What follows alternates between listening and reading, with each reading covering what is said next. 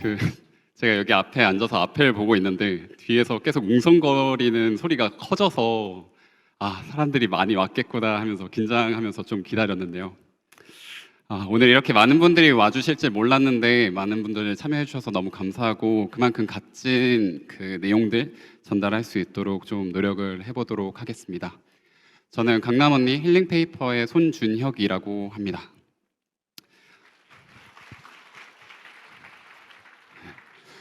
제가 며칠 전에 저희 웹챕터 리드가 저한테 와가지고 고백할 게 있다고 찾아오시더라고요. 그래서 뭘 얘기하려나 했는데 오늘 이 같은 시간에 옆에서 로티 발표가 있는데 그 발표에 자기가 참여해도 되겠냐라고 얘기를 하셔서 좀 생각한 게 오늘 발표 진짜 빡세게 준비해야겠다. 그러니까 우리 챕터 리드 후회하게 만들 정도로 이 강연을 꽉꽉 눌러 담아서 여러분들께 정보 전달 잘 할 수 있도록 준비 열심히 했고요.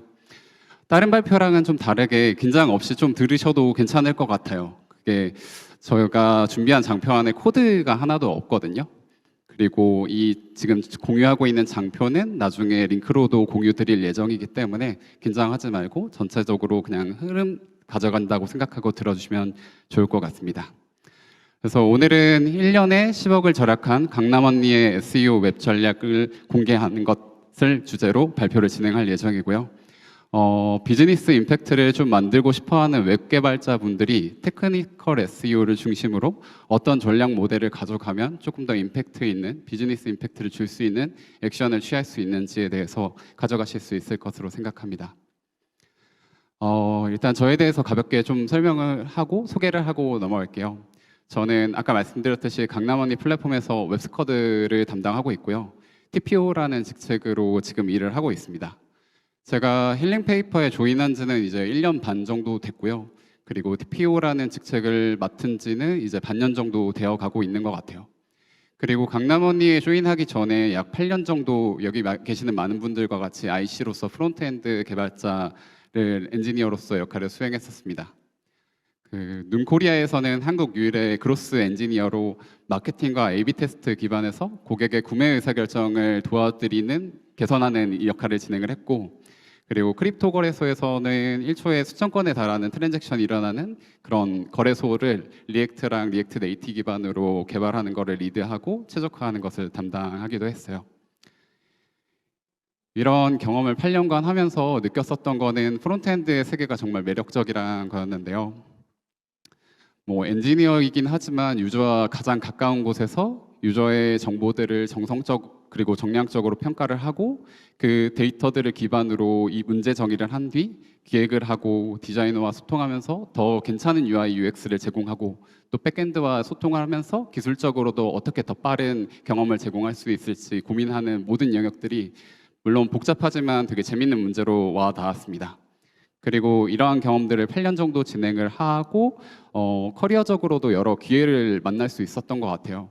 그래서 그 기회를 살려서 저도 비즈니스와 유저 그리고 그로스에 대한 관심이 많은 사람으로서 웹을 담당하는 TPO로 다음 커리어를 선택했고, 그 과정에서 힐링 페이퍼에 있는 200명이 넘는 구성원들에게 강남 언니 웹이 어떤 가치가 있고 어떤 포텐셜이 있기 때문에 이를 통해서 비즈니스 가치를 창출해야 되는지를 설득하고 하는 일을 진행했습니다. 그리고 그 중심에서 테크니컬 SEO에 대한 이해를 바탕으로 한 전략 수립과 그 실행들이 있었어요. 그럼 들어가기에 앞서 강남 언니 웹이 만들어내는 가치에 대해서 조금 설명을 해드리고 갈게요. 저희 강남 언니 웹에는 하루에도 미용 의료에 관심이 높은 고객 27,000명이 매일 방문하고 있습니다. 그리고 이 중 60%는 한국 고객이 아니라 일본 고객인데요. 이렇게 유입되는 것들을 비즈니스적인 가치로 환산을 했을 때 저희는 1년에 약 10억 원의 비용을 절감하고 있다라고 말할 수 있을 것 같습니다.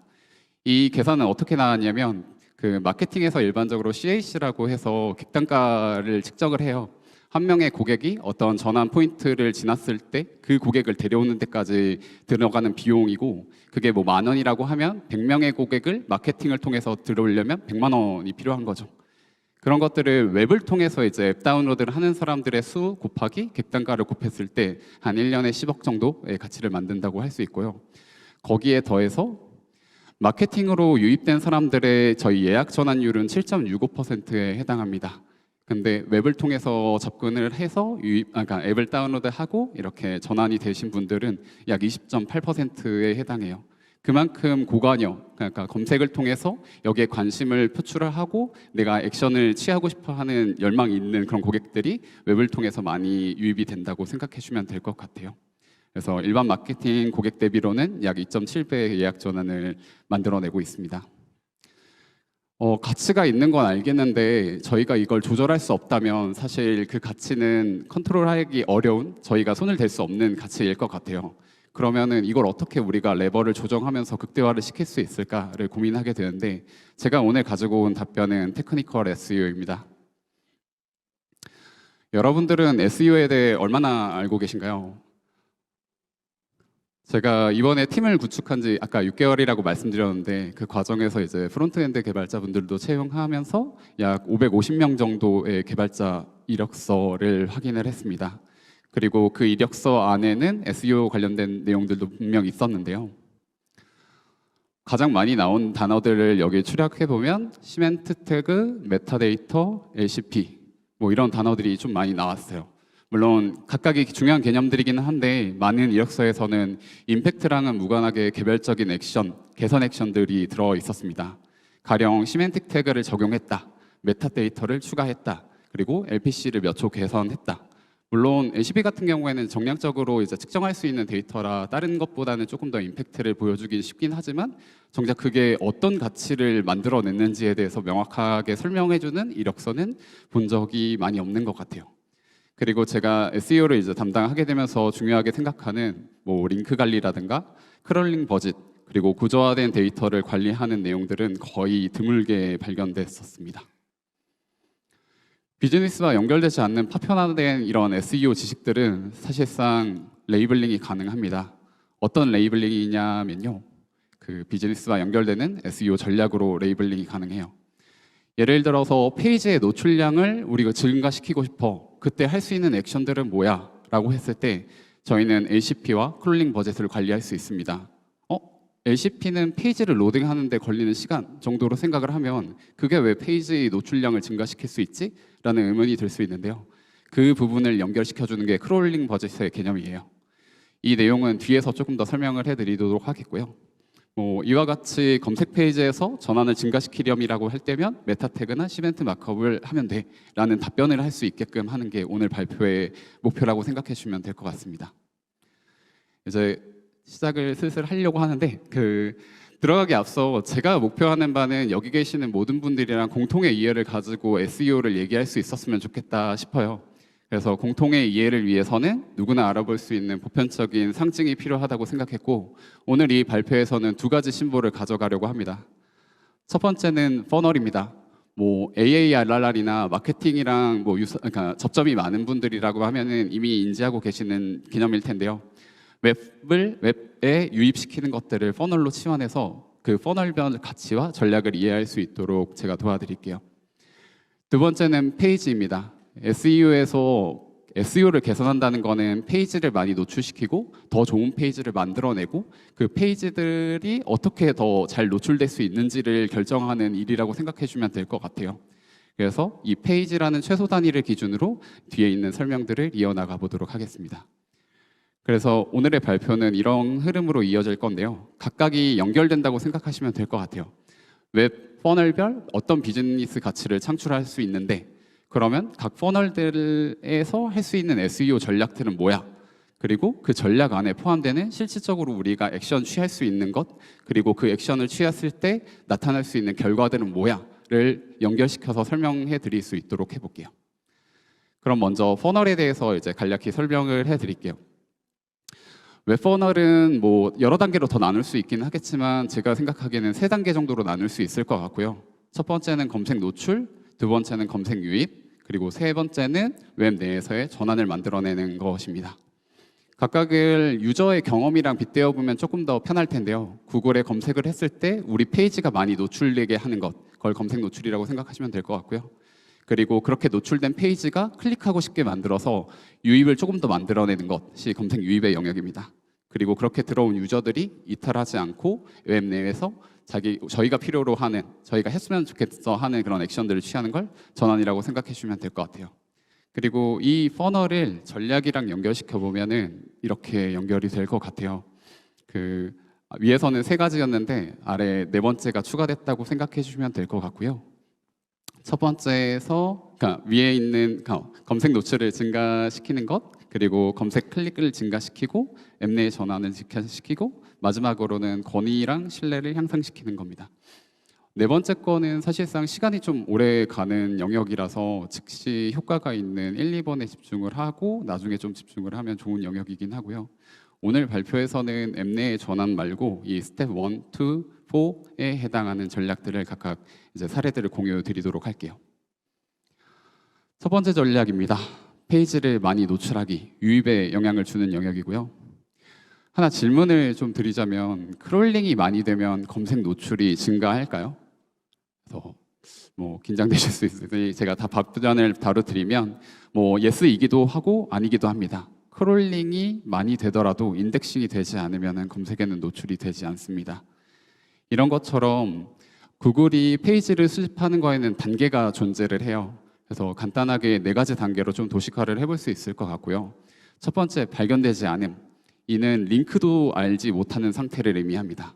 두 번째, 발견됨. 링크는 알고 있는 상태. 세 번째, 크롤링됨. 이때쯤에 페이지에 대한 실질적인 수집이 이미 일어난 상태가 되고요. 네 번째, 인덱스됨. 수집만 된다고 해서 검색에 노출이 되는 게 아니라 인덱스 테이블에 그런 페이지들이 들어가야 검색을 했을 때 실질적으로 노출이 되게 됩니다. 그러면은 저희의 목표는 이전에 있는 단계의 페이지들을 다음 단계로 넘기는 액션을 취할 수 있어야 되겠고요. 각각은 예를 들면 아래와 같을 것 같아요. 발견이 되지 않는다는 거는 저희가 링크를 웹사이트에 있는 다양한 링크들을 크롤링 보색에 전달하지 않았다에 해당합니다. 제가 여러 군데에 대한 SEO 컨설팅을 진행하면서도 생각보다 많이들 실수를 하시는 게 링크를 통해서 이제 페이지 앱이 전환되는 곳에서 A 태그를 쓰지 않고 버튼을 사용하는 케이스들을 꽤 많이 봤어요. 심한 경우에는 아예 A 태그를 쓰지 않아서 그러니까 분석을 해봤을 때 메인 페이지 말고는 아예 검색 노출이 안 되는 케이스들도 있었습니다. 그런 경우에 버튼을 A 태그로만 바꾸더라도 검색량, 노출량 증가하면서 전체적인 성과가 올라가는 것들을 쉽게 확인할 수 있었고요. 이처럼 버튼에 링크를, 그러니까 A 태그에 링크를 넣는 것처럼 다양한 방식으로 크롤러에게 사이트 링크를 전달해 줄 수 있다고 하면은 저희는 검색 노출량을 증가시킬 수 있습니다. 그 방법은 사이트 맵이나 로봇, 이미 클라이언트 사이드에서 렌더링 되는 것들을 서버 사이드로 넘긴다라는 작업들이 가능할 것 같아요. 이미 발견된 그 페이지들에 대해서 크롤링이 되는 것들은 크롤링 버짓 관리를 통해서 가능합니다. 이 부분은 뒤에서 조금 더 설명을 해드릴 건데요. 그래서 의도적으로 특정한 페이지를 보여주지 않는 게 의외로 크롤링을 하는 데 도움이 됩니다. 그리고 캐노니컬이라는 것들을 설정을 하게 되면은 저희가 대표 사이트, 대표 페이지를 설정할 수 있어서 그 페이지들은 또 크롤링 될 확률이 올라갑니다. 그리고 마지막으로 인덱스 자체는 사실 인덱스 생성 요청을 그 콘솔에서 진행을 할 수 있기는 하지만 그 량이 제한되어 있어서 저희가 사실 컨트롤할 수 있는 영역은 아니라고 생각해 주셔도 될 것 같아요. 말씀드렸던 크롤링 버짓에 대해서 조금 설명을 해드릴 텐데요. 크롤링 버짓이 익숙하지 않은 개념이실 수도 있는데 로봇이 저희 웹사이트에 이제 찾아와서 쓸 수 있는 시간 정도로 생각해 주시면 좋을 것 같아요. 그럼 그 시간 동안 저희 페이지를 읽고 이제 수집해 가는데 그 페이지를 하나 읽는데 걸리는 시간이 만약 10초라고 하면은 저희에게 주어진 시간이 100초라면 10개의 페이지밖에 가져갈 수 없겠죠? 그래서 페이지의 수집량을 늘리는 방식은 두 가지로 좀 요약을 해볼 수 있을 것 같은데 첫 번째는 이 페이지 크기, 그러니까 페이지 크기가 의미하는 거는 페이지를 로딩하는 데 걸리는 시간이고요. 그 페이지의 크기, 로딩하는 데 걸리는 시간을 줄이는 것들이 이제 크롤러가 찾아왔을 때 수집 가능한 페이지의 수를 늘리는 데 기여를 할 수 있습니다. 이 부분에서 아까 앞에서 말씀드렸던 LCP를 개선하는 게 왜 우리 페이지를 수집된 페이지 수를 늘리는 데 기여할 수 있는가를 알 수 있는 영역이죠. 두 번째는 크롤링 버짓을 키운다입니다. 권위라고 적어놓고 수당적인 용어이기는 한데요. 실질적으로도 이거를 직접적으로 개선할 수 있는 방법은 많지는 않아요. 그리고 그 성과가 직접 눈에 보이는 건 아니기 때문에 이게 기여가 될 것이다 라는 액션들을 충분히 오랫동안 지속적으로 하다 보면은 전체적으로 수집할 수 있는 양, 즉 저희 웹사이트에 머무는 시간이 늘어난다고 생각해 주셔도 될 것 같습니다. 예시를 좀 보여드리면 좋을 것 같아서 그래프를 하나 가져왔는데요. 여기서 주황색 영역이 저희 그 페이지를 불러온 데 걸리는 시간의 평균 값이라고 생각하시면 될 것 같아요. 이 값이 이제 떨어짐에 따라 이거는 수집된 양, 페이지의 수를 의미하고요. 페이지의 수가 늘어나는 걸 볼 수 있습니다. 그래서 수집 가능한 페이지의 수는 평균 응답 시간과는 반비례하다고 생각하시면 될 것 같고요. 그렇기 때문에 저희가 LCP를 최적화를 하는 게 크롤링 버짓을 효율적으로 쓸 수 있는 방법이 됩니다. 그리고 페이지가 많은 경우에는 퀄리티 높은 페이지를 우선하는 것도 방법이 돼요. 예를 들어 검색 결과가 아무것도 없는 페이지에 대해서 인덱싱을 할 필요는 없겠죠? 그러면은 그 페이지를 읽고 하는데도 크롤링 버짓을 쓸 거기 때문에 그런 페이지들을 의도적으로 무시하게끔 만들어주는 게 성과 기여에 영향을 줍니다. 위에 말씀드렸던 크롤링 버짓에 대한 개념들을 조금 적절히 사용했었던 예시를 한번 보여드리면 저희가 이제 노출 페이지 수를 증가시키는 액션을 취한 적이 있어요. 이건 어떤 기믹을 사용했냐면 검색 페이지에 대해서 저희가 뭐 캐노티컬도 들어가 있지 않고 인덱스가 안 되고 있던 상황이었습니다. 그래서 저희는 카테고리를 갖고 있고 그 카테고리에 따라서 지역 검색을 하는 것들을 두 가지를 이제 곱해서 그 조합들을 모든 페이지로 만들어서 이제 크롤링이 되도록 했습니다. 성과가 초반에는 되게 느리게 이제 상승을 하는데 리니어하게 증가를 하는 걸 보실 수 있죠. 파란색은 클릭해서 넘어오는 고객 수고요. 그리고 보라색은 노출된 페이지의 량이라고 생각해 주시면 될 것 같아요. 그래서 간단히 모든 페이지, 그러니까 다양한 서비스들에 이미 있는 검색을 적절히 활용하는 것만으로도 저희 페이지의 노출 수를 증가시킬 수 있는 사례라고 생각해 주시면 될 것 같습니다. 그리고 이러한 작업을 하는 과정에서 사이트맵 작업을 챙기면 크롤링이 금방금방 증가합니다. 그래서 링크를 통해서 그 크롤링 로봇이 어떤 페이지가 있는지를 파악할 수 있는 것도 좋은 방법이긴 한데 그거는 예측이 좀 불가능해요. 그리고 경험상으로는 사이트 맵을 수집해가는 주기가 꽤 짧거든요. 하루에도 몇 번씩 이제 들어오는 걸로 인지를 하고 있고 여기 같이 저희가 사이트 맵을 갱신해서 기존에 없었던 페이지들을 인덱싱 하려고 올렸을 때 이렇게 급격하게 증가하는 것들을 볼 수 있습니다. 아까도 말씀드리긴 했지만 이렇다고 해서 갑자기 노출량이 증가되는 것은 아니고요. 이렇게 수집된 페이지들이 인덱싱이 돼야 노출량이 실질적으로 증가합니다. 그리고 아까 기믹이라고 설명드렸었던 것들의 다양한 방법들이 있습니다. 예를 들면 상품을 비교하는 페이지로 하면 저희가 갖고 있는 상품 수의 제곱에 해당하는 페이지 수의 노출을 가져갈 수 있겠죠. 그 외에도 뭐 랭킹 페이지를 활용하는 방법이나 FAQ나 뭐 그런 것들을 조합해서 어떤 페이지를 보여준다라는 다양한 아이디어를 좀 쓸 수 있을 것 같아요. 두 번째 전략은 클릭하고 싶게 만들기입니다. 이 부분은 짧게 가져갈 수 있을 것 같은데요. 제가 페이지로 표현했을 때는 이 세 가지 정도 종류의 정보를 제공한다라고 생각하시면 될 것 같아요. 최상단에 메타 태그가 있고 중간에 시멘틱 태그가 있고 맨 아래는 잘 모르실 수 있겠지만 구조화된 데이터가 있습니다. 각각을 작업했을 때 어떤 결과가 있는지를 좀 보여드릴게요. 첫 번째 메타 태그가 검색에 미치는 영향입니다. 이거는 좀 안 좋은 케이스이긴 한데요. 저희가 아까 말씀드렸듯이 일본향 고객들이 사용할 수 있는 서비스다 보니까 일본어를 이용하는 고객들도 검색을 해서 이렇게 결과에서 저희 사이트를 볼 수 있는데 저희가 초반에 국가에 대한 처리가 제대로 되어 있지 않을 때 이렇게 일본 검색 결과에 한국어로 된 결과가 노출이 됩니다. 뭐 반대로 생각하면 저희가 웹사이트를 검색했는데 중국어가 노출된다? 이랬을 때 그 사이트에 대한 신뢰도가 내려가는 것들을 쉽게 상상해 볼 수 있겠죠? 그리고 두 번째는 여기 강남원리 언더바 로고로 되어 있는데요. 이것도 좀 부끄러운 일이긴 한데 저희가 메타데이터에 넣는 정보들이 뭐 서버 사이드에서 처리가 잘못돼가지고 그냥 그대로 키값이 들어간 사례예요. 그래서 이런 것들도 잘 처리를 해주지 않으면 검색에서 바로 노출이 되고 신뢰도를 잃어버리게 되겠죠.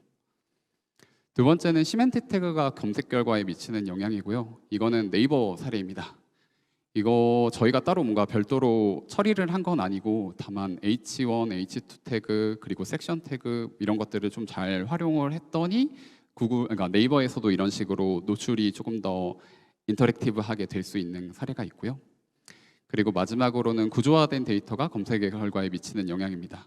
구조화된 데이터도 짧게 설명을 해드리면 저희가 제이슨 형태로 구글 보색에 줄 수 있는 정보라고 생각하시면 될 것 같아요. 그리고 그 정보들에 대해서는 타입을 정의할 수 있습니다. 예를 들면 리뷰에 대한 정보야, 아니면 가격에 대한 정보야, 이건 상품이야 라는 것들을 구글 보색에 알려줄 수 있고, 리뷰라면 이렇게 점수와 레이팅을 보여줄 수 있고, 얼마나 많은 사람들이 리뷰를 남겼는지를 구글 검색 결과에서 노출시킬 수 있습니다. 이게 있을 때와 없을 때의 유입 차이는 확실히 크겠죠? 마지막으로 유명하게 만들기입니다. 이 부분이 사실상 아까 말씀드렸듯이 조금 더 에너지가 많이 들어가는 영역인데요. 그럼에도 불구하고 이걸 꾸준히 해줬을 때 장기적인 이점을 가져갈 수 있는 영역들입니다. 크게 세 가지로 좀 준비를 해왔는데요. 첫 번째는 코어 웹 바이탈입니다. LCP를 포함해서 IMP나 CLS를 개선을 했을 때 실질적으로 권위가 상승하면서 크롤링 버짓이 수집해가는 양이 늘어나는 것을 몇 번 정도 목도한 적이 있고요. 그리고 구글 서치 콘솔을 가보면은 이 데이터가 LCP가 나쁘다 아니면 개선이 필요하다라는 정보가 그냥 한 화면에 보여집니다. 그 정도로 구글이 얼마나 이 수치들을 중요하게 하는지 알 수 있죠. 두 번째는 익스터널 링크 매니지먼트인데요. 그래서 권위 있는 다른 웹사이트에서 우리 강남 언니에 대한 링크를 건다고 하면은 저희의 권위가 조금 더 향상된다. 뭐 이렇게 쉽게 생각하실 수 있을 것 같아요. 그리고 세 번째는 페이지 사일로인데, 연관성 있는 콘텐츠들을 한 곳에 모아 놓으면, 그리고 그 연관된 콘텐츠들의 저자가 뭐 의사다 이런 경우에 그 사이트가 그 의사다라는 것도 이제 구조화된 데이터로 넘겼을 때, 아, 이 사이트는 되게 전문적인 정보들을 많이 갖고 있는 사이트구나, 이런 인식을 한다고 해요. 그래서 구조화된 데이터에 대한 관리와 더불어서 이런 페이지 사일로를 잘 연결시켜 놓으면은 저희 전체적인 권위가 올라갈 수 있다라고 생각해 주시면 될 것 같습니다. 사례는 하나 정도 들고 왔는데요. 저희 일본에서는 마케팅에서 그 엑셀을 상당히 많이 잘 사용하고 계세요. 그래서 이런 콘텐츠에 강남 언니 링크를 달므로써 이렇게 저희들을 홍보하는 방식을 취하는데, 어떻게 보면 트위터 혹은 X라는 거대한 기업의 웹사이트에 우리 링크가 많이 걸려 있다라고 생각하시면 될 것 같습니다. 이렇게 실행을 했을 때 여기 보시면은 외부에서 유입된 거 아니면 연결되어 있는 페이지 수를 보실 수 있는데 점진적으로 이렇게 증가하는 걸 볼 수 있죠.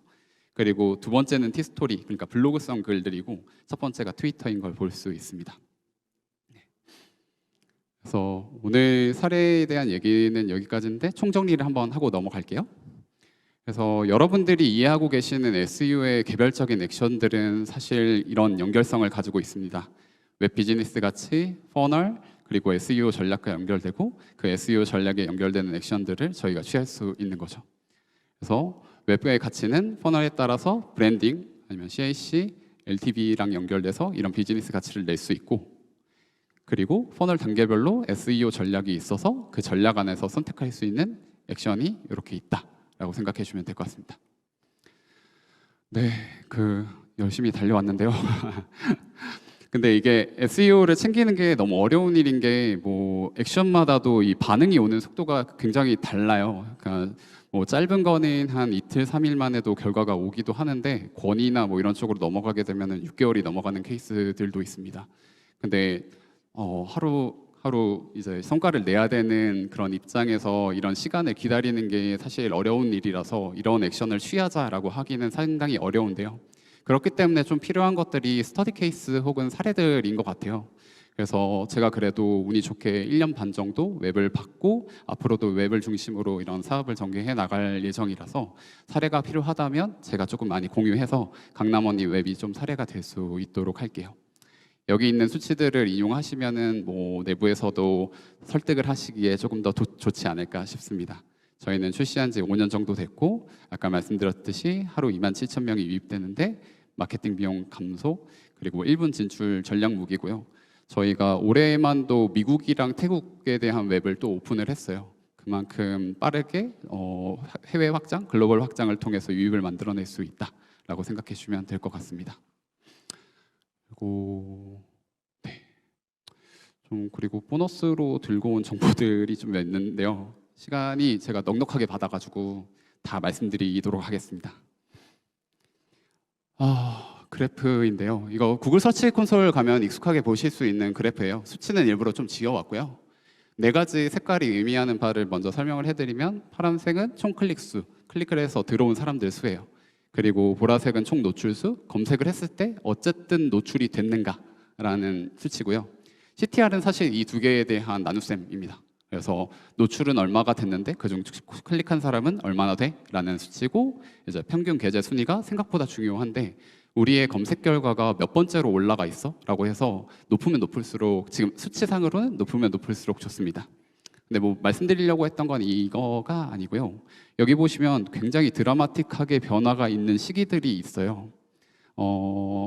표시를 하면 이렇게 여기서는 이제 계제 순위가 급격하게 증가를 하면서 노출 수도 증가하고 이제 클릭 수도 엄청 증가를 했죠. 처음에 이 경험을 했을 때 제가 잘해서 한 건 줄 알았는데요. 그런 영향도 분명히 있기는 있겠지만 다른 영향이 있다는 걸 두 세 번째 경험을 통해서 좀 알게 됐습니다. 두 번째는 안 좋은 케이스인데 또 역시 수치가 굉장히 낮아졌죠. 어쨌든 클릭 수가 줄었다는 거니까 수치적으로는 되게 안 좋은 시그널인데 이때도 제가 잘못한 줄 알았어요. 뭔가 웹 개발을 잘못했다거나 뭐 인덱싱이 안 됐다거나 라는 생각을 했는데 그러면서 최근에도 약간 이런 플럭추에이션을 경험하면서 이 이벤트들이 어떤 연관성이 있지 않을까라고 해서 찾아봤을 때 찾았던 연관성이 구글 코어 업데이트에 따른 영향이었습니다. 이렇게 했을 때 뭐 페이지별로 보면은 뭐 예를 들면 메디컬 팁스라고 해서 저희는 컨텐츠형 블로그형 컨텐츠들을 이제 노출하기도 하는데 가령 이 시기에 다른 컨텐츠들에 대한 유입은 거의 영향이 없는데 그 컨텐츠에 해당하는 유입만 영향 타격을 엄청 많이 받았었습니다. 그래서 저희 서비스 본질에 해당하는 정보에 대한 노출이나 유입은 오히려 증가를 했지만 정보성 컨텐츠들에 대한 유입은 오히려 감소했다라고 보실 수 있을 것 같아요. 이것도 아까 말씀드린 것과 조금 연관이 될 것 같은데요. SEO가 너무 어려운 부분이 기술적으로 어려운 게 아니라 성과를 보는데 어려움이 있고 이렇게 구글이나 다른 서치 엔진을 갖는 곳들에서 어떤 코어 로직을 업데이트했을 때 저희가 타격이 받는 부분이 커서 내부에 설득을 하거나 문제가 발생했을 때 이거를 발견하는 게 굉장히 어렵기는 합니다. 근데 그럼에도 불구하고 저희가 페이지 단위로 분석을 해봤을 때면은 어떤 전략을 폈을 때 그 성과를 낼 수 있는 것들은 굉장히 무궁무진하게 많기 때문에 저는 조금 이런 부분들을 시간을 들여서 증명을 하고 이제 설득해 나갈 수 있는 게 좋다고 생각을 합니다. 네. 그래서 지금 오늘 준비한 발표는 여기까지긴 하고요. 그래서 혹시 몰라서 제가 발표 시간 관리를 잘 못했을 때를 대비해서 몇 가지 질문을 가져왔고요. 그리고 이거 보시면서 조금 근데 이거 나도 궁금한데 싶은 것들은 뭐 이따 Q&A 세션이 있을 거라서 그때 조금 얘기를 해주시면 될 것 같아요. 그래서 몇 가지 들고 왔는데 첫 번째, 분석은 어떻게 하나요? 아까 보셨던 그래프들 다 하나의 대시보드에 있는 정보들이거든요. 그래서 구글 서치 콘솔이고 크롤링 버짓을 우리가 얼마나 잘 쓰고 있는가, 아니면 페이지들이 얼마나 잘 수집이 됐는가, 코어 웹 바이탈이 얼마나 개선이 됐는가, 이런 것들을 확인할 수 있는 건 그냥 구글 서치 콘솔을 보시면 됩니다. 근데 뭐 어떻게 보시는지, 어떤 때 뭘 봐야 되는지 모르시는 분들이 있을 것 같아서 이 부분은 제가 추후에 조금 정리된 컨텐츠를 또 공유할 수 있도록 해 볼게요. 그리고 분석 한계가 조금 있는데요. 구글 서치 콘솔 같은 경우에는 저희가 뭔가를 반영하고 이걸 볼 때까지 3일이 걸려요. 그러니까 3일 전 데이터들만 볼 수 있거든요.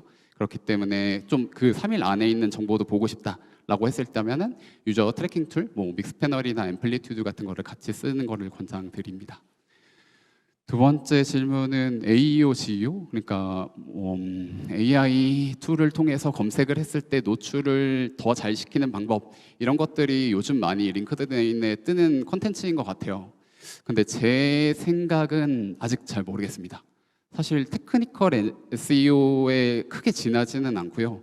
결국은 AI도 인간처럼 페이지에 대한 정보를 확인할 수 있기 때문에 뭐 가령 아까 말씀드린 제이슨 형태의 스트럭처드 데이터는 유저에게는 노출되는 정보가 아니에요. 근데 정형화돼 있기 때문에 AI가 소화하기에는 더 좋은 정보일 거거든요. 그래서 만약 그런 부분들을 조금 더 신경 쓰신다면 뭐 혜택을 받을 수는 있지만 어쨌든 이거는 SEO를 위해서 해야 되는 행위들이기 때문에 AEO와 GEO를 위해서 이런 걸 더 해야 된다라고 하는 것들에 대해서는 아직까지는 좀 퀘스천 마크가 있습니다. 그리고 검색 노출이 구글 대상이 아닌 케이스들도 많이 있을 텐데요. 일단 저희는 구글에만 집중을 하고 있고요. 뭐 이유는 저희가 글로벌을 담당을 많이 하기도 하고 일본 같은 경우에 구글에 대한 의존도가 꽤 높기 때문에 저희는 구글에만 집중을 해도 된다는 비즈니스적인 판단이 있었고, 그게 아니더라도 패널, 그러니까 콘솔에서 볼 수 있는 정보의 양을 비교를 해도 구글이 훨씬 많습니다. 그리고 구글에만 집중을 해도 네이버에 대한 성과는 같이 따라오는 것들을 확인했기 때문에 뭐 하나만 골라야 된다라고 하면은 구글에만 집중하시는 거를 또 추천드릴게요. 여기까지 일단 발표는 마무리를 하겠고요. 감사합니다.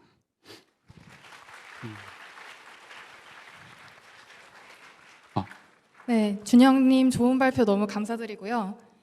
시간이 조금 남아서 남는 시간을 활용해서 Q&A 시간을 가져보면 좋을 것 같아요. 질문이 있으신 분들께서는 편하게 손을 번쩍 들어주시면 감사하겠습니다.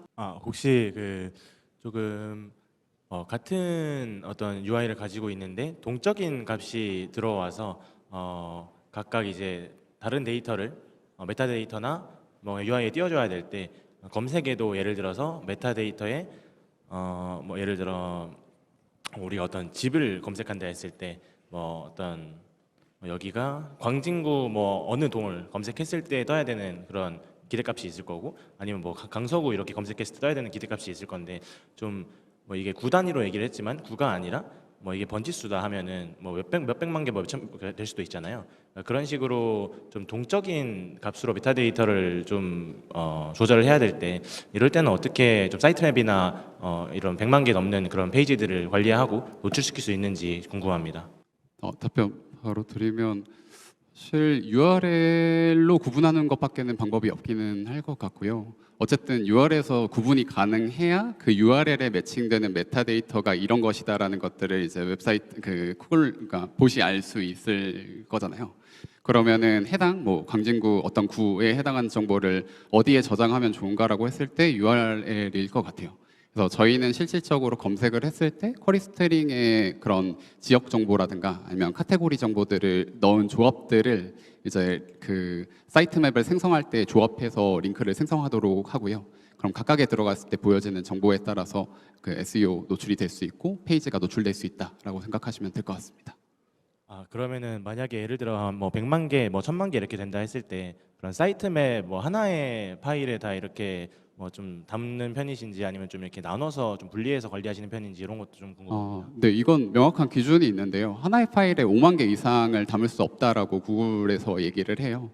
그래서 뭐 유형별로 나누고 그 유형 안에서도 5만 개가 넘어갔을 때는 다른 파일로 이제 분리할 수 있는 로직들을 사이트맵에 작성을 해주시면은 네, 커버리지가 다 될 거예요. 그러면은 5만 개씩 해가지고 뭐 여러 개의 사이트맵을 만들어서 그거를 이제 뭐 하나의 약간 배럴 파일이라 해야 되나요? 그런 식으로 묶어서 좀 이렇게 배포를 하시는 편인가요? 네네, 맞습니다. 네, 답변 감사합니다. 참고로 뭐 면밀하게 들어가자면 사이트맵 자체는 하나고요. 거기에 지집으로 되어 있는 다양한 링크가 담겨 있는 파일들을 링크를 걸어 놓는다라고 생각해 주시면 될 것 같습니다. 그 사이트 맵이 여러 개 있는 건 아니고 사이트 맵은 하나가 있는데 그 안에 이제 링크로서 걸려 있는 파일들이 여러 개, 뭐 5만 개가 들어 있는 텍스트 파일이 여러 개 있다라고 생각해 주시면 조금 더 면밀할 것 같네요. 또 질문 있으신 분 계시면 손 들어주시기 바랍니다. 말씀 주신 것처럼 그 SEO 관련된 걸 개선하기 위해 작업을 했을 때 그 실제 작업된 내용이 실제 웹 서비스로 서빙이 되고 그거를 이제 다시 로봇이 색인을 하고 크롤링하고 실제 유저에게 영향을 미칠 때까지 꽤 긴 기간이 소요가 될 것 같은데요. 이게 즉각적으로 반응을 볼 수가 없으니까 이런 것들을 확인하기 위한 피드백 기간을 보통 어느 정도 설정하시는지, 그리고 여러 작업들을 병렬적으로 진행하다 보면 서로가 영향을 미칠 수 있을 텐데 이런 부분들은 관계없이 그냥 피드백 기간 중이라도 동시에 다 진행을 하시는지도 궁금합니다. 제가 가져가는 전략은 여러 개의 태스크를 동시에 런칭하거나 하나 런칭해놓고 다음 거 런칭하고, 그리고 말씀 처음에 질문 주신 그 분석 주기를 그거에 맞게 가져가는 거예요. 그러니까 예를 들면은 뭐 이벤트 페이지에 대한 개선을 했다라고 하면은 그게 제가 조금 그래도 성과로 올라오는 데까지 걸리는 시간은 약 한 달이고요. 반응이 오는 데까지 걸리는 시간은 3일에서 일주일 정도인 것 같아요. 그리고 그 반응을 조금 더 빠르게 할 수 있는 방법이 아까 보셨던 뭐 개별 페이지에 대해서는 색인 요청이 가능해서, 만약 개선한 페이지가 뭐 검색 페이지다. 그럼 그 검색 페이지에 대한 인덱스를 잘 걸어놓고 그 검색 페이지 안에서 링크만 잘 걸어놔도 그 검색 페이지와 연관된 페이지들을 조금 더 빨리 수집하게끔 하는 거는 가능해요. 그래서 그럼 반응이 오는가는 이제 오케이 시작됐네 정도의 수준으로 뭐 디테일하게 분석하지는 않고요. 그래서 일주일 정도면 내가 런칭한 게 제대로 런칭이 됐다는 볼 수 있습니다. 근데 성과는 저희가 뭐 미국 사례도 비슷한데 지금이 한 3달 정도 지났는데 이제 300명 정도 들어오고 있거든요. 그래서 300명 정도면 뭐 미국에서 처음으로 진입하는데 적지 않은 인원일 수 있지라고 하지만 적은 인원이긴 하잖아요. 그래서 그런 것들이 여러 개 병렬적으로 진행이 되면은 사실 하나의 성과에만 오랫동안 약간 몰두하고 분석하지 않더라도 뭐 하나가 진행되고 한 5번째 게 진행되고 있을 때 첫 번째 거에 대한 수치를 확인하면 올라갔네 이런 것들을 볼 수 있어서 그냥 하나 하고 기다리거나 그러지 않고 병렬적으로 진행한다 라고 생각해 주시면 될 것 같아요. 네, 감사합니다. 말씀 잘 들었습니다. 아까 일본 진출과 관련해서 일본 쪽 SEO에 대해서 좀 약간 설명을 해주셨는데 한국 쪽에서 한국 서비스에 대해서 SEO를 할 때랑 일본 서비스에 대해서 SEO를 할 때 좀 다른 점들, 다른 특징들 같은 게 좀 특별히 있을까요? 네, 생각나는 게 있는데 가령 제가 오늘은 좀 퉁쳐서 전체 웹사이트에 대한 유입만 보여드렸는데 실제로 분석을 할 때는 페이지 단위로 나눠서 봐요. 아까 예시로 들었듯이 이벤트 페이지, 뭐 병원 페이지 이런 것들이 저희의 도메인에 해당하는 정보들이고 그 차이점 있으면 약간 그 병원에 대한 유입이 일본이 훨씬 더 많고요. 그리고 이벤트에 대한 유입이 한국이 좀 더 많습니다. 근데 이 차이가 조금 의문이 되는 부분은 사실상 저희가 일본에서도 플랫폼을 운영하고 있기 때문에 사실 저희가 제공하는 서비스는 똑같거든요. 근데 뭐 저희는 고객의 특성이라고 생각을 하는데 보통 이제 일본 유저들은 탐색하는 과정에서 병원에 대한 신뢰를 먼저 쌓고 그 병원을 선택해서 가는 경향이 높다고 해요. 그런 것들이 이제 저희의 검색 결과에서도 좀 나타난다고 볼 수 있을 것 같아요. 근데 그 외에 뭐 여기 펀더멘탈한 테크니컬 SEO에서 뭐 메타데이터라든가 시멘틱 태그라든가 그런 미묘한 차이로 인해서 발생하는 뭔가 국가별 다른 지점이 있느냐라고 하면은 당장 떠오르는 건 없고 거의 없는 것에 가깝다라고 생각하시면 될 것 같습니다. 네, 답변 감사합니다. 저도 마지막으로 질문을 하나 준비했는데요. 그 이번 발표 세션의 제목이 10억이었나요? 네. 10억 원을 절약한이잖아요. 어떻게 그 10억이라는 숫자가 나온 건지 궁금하더라고요. 그게 아까 있었던 그 그러니까 CAC에 해당할 것 같아요. 그러니까 객단가를 공개는 할 수는 없어서 네네. 그게 저희가 뭐 예를 들면 한 2만 원 뭐 이렇게 된다고 하면은 그 연에 그 2만 원 곱하기 몇 명을 했을 때 얼마가 되느냐를 볼 수 있는데 그 10억이 그렇게 곱해서 나온 숫자예요. 근데 사실상 조금 보수적으로 잡은 수치에 오히려 가까운 건 아까 두 번째로 보여드렸었던 게 전환 수치가 훨씬 높다고 했잖아요. 그러니까 비즈니스적인 가치를 훨씬 더 많이 제공해주는 유저들을 그만큼 데려온 거라서 사실은 10억이 아니라 그것보다 멀티플라이된 수치에 해당할 것 같은데 10억이 숫자가 예뻐가지고 가져왔습니다. 감사합니다.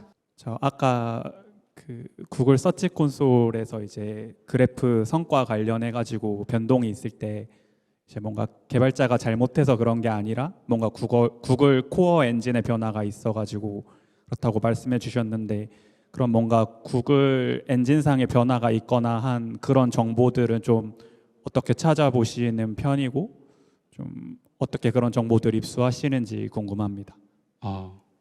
저 처음에 알게 됐었던 거는 링크드인에서 구독했더니 이제 거기서 뜨는 정보들로 우리 로직 업데이트 할 거야 이런 정보를 한번 봤었었고요. 그 뒤에는 사실 이런 것들이 있다는 걸 이제 인지를 했으니까 뭐 GPT든 여러 군데에서 최근에 업데이트된 사항 없는지 한번 체크하는 식으로 확인을 합니다.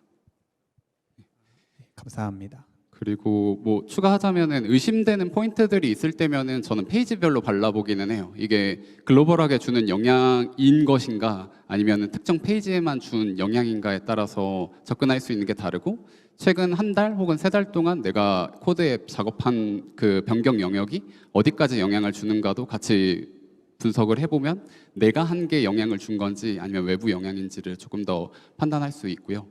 예를 들면은 최근에 그 워터밤 권은비 씨가 워낙 이렇게 돼가지고 저희 유입이 엄청나게 뛰었을 때가 있거든요. 그러니까 버그인 줄 알았는데 보니까 이제 그 워터밤이라는 이벤트 때문에 유입이 증가했고 특정 한 페이지에 대해서만 유입량이 증가했었던 사례예요. 그래서 그런 것들은 좀 발라낼 수 있는 분석력을 갖추기만 하면 저희가 뭐 분석할 수 있다라고 생각합니다. 아까 초반에 말씀드리긴 했는데 SEO가 사례가 진짜 중요해요. 근데 제가 혼자 이제 쌓는 사례들에는 좀 한계가 있거든요. 근데 여기 또 FE 컴퍼에 프론트엔드 개발자분들 많이 오셨고 또 웹을 다루시는 분들도 많이 있을 것 같거든요. 그래서 그런 사례에 대한 공유라든가 아니면 뭐 서치 콘솔을 같이 분석해 본다든가 하는 기회는 조금 열려 있을 것 같습니다. 그래서 뭐 저 링크드인 계정도 있고 하니까 뭐 그런 공유 원하시면은 네, 친구 추천 부탁드립니다. 추가 부탁드립니다. 감사합니다.